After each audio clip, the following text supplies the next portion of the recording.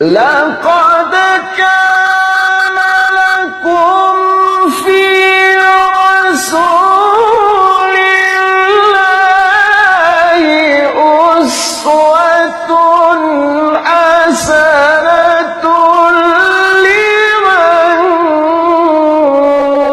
كان يرجو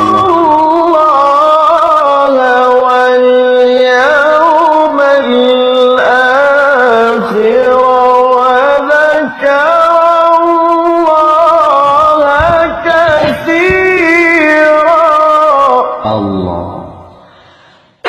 لقد كان لكم في رسول الله أسوة حسنة